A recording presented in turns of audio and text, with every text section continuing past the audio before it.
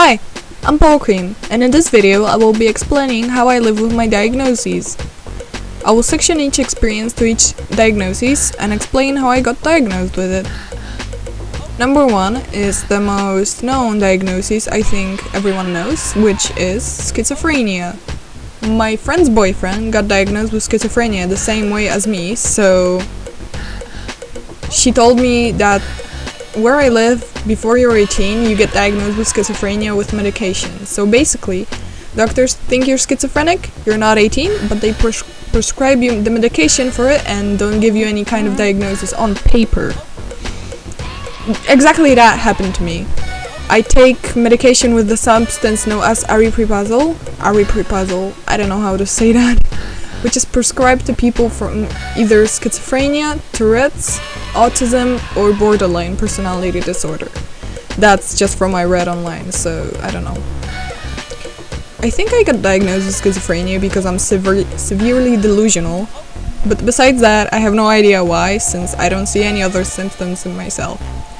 Maybe I'm not even diagnosed and I have the medication prescribed just because the doctors saw that I was delusional and didn't have any specific medication just for delusions. But yeah, whatever.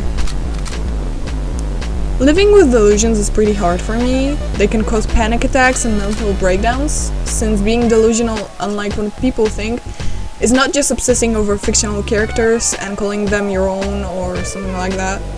It's constant beliefs that if you're not on medication are absurd to anyone around you, and that is if you even dare to share them. Sometimes they make me believe things about others that I later found out are not true.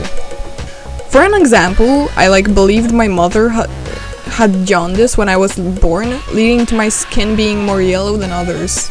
That turned out to be not true at all, since she hasn't had it until I was born. And the reason I'm more yellow is just because I'm 1/3 Greek. Well, I mean, that is what I think now. If somebody knows, please prove me wrong, I want to know the truth!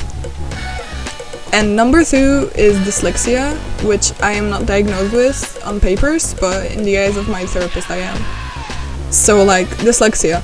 I cannot fucking read. I am reading this off a script, right now I'm off the script, and you can probably tell, because when I'm reading, I sound like a fucking robot.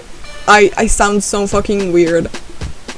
But I am not a robot, I swear. I'm using my actual voice, not AI or something. Yeah. I can't fucking read. It's dreadful.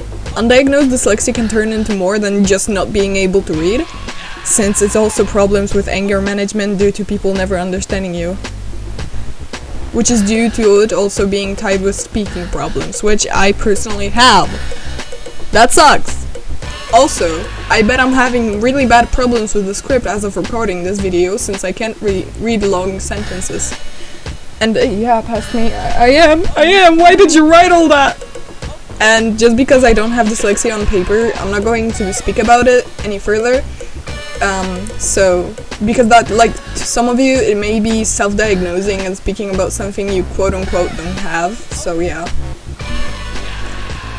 And number 3 is a diagnosis that impacts me the most, and that is the unidentified personality disorder, also known medically as F98.9.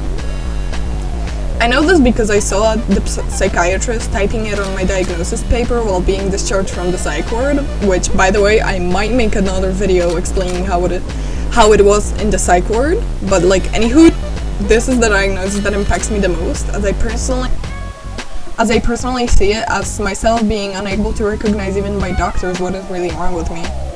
It sucks ass because I can't really research on how I can improve myself or what is causing my problems, but I think that would be it for this video. Sorry for the rambles, and I hope you enjoyed my venting. Goodbye!